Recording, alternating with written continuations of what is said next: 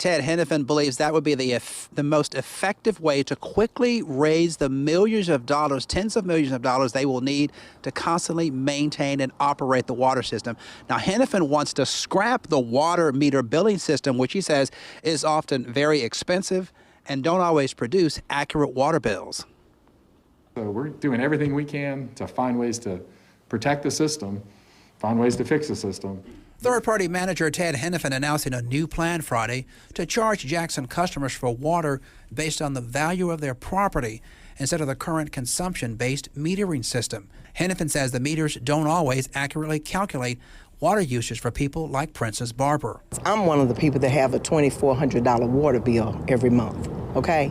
So anything is going to be a difference is going to be better. Because frankly, I don't know how anyone in this city trusts a bill they would get if they got a bill, because we've had challenges for 8 years getting bills out. Under Henifin's plan, based on the assessed property value, the median single family would pay about $50 a month for water.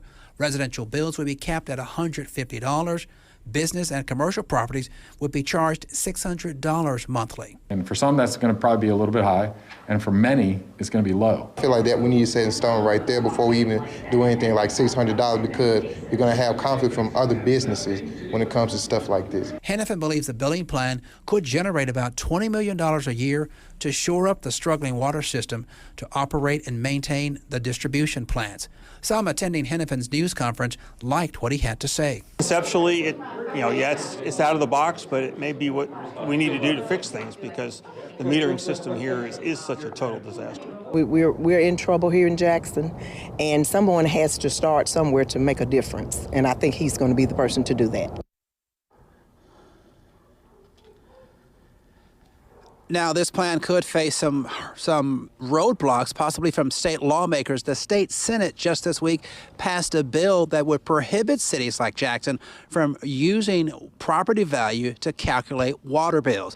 Henifin says if he's not able to move forward with this plan, Jackson water rates could rise by as much as 50% later this year.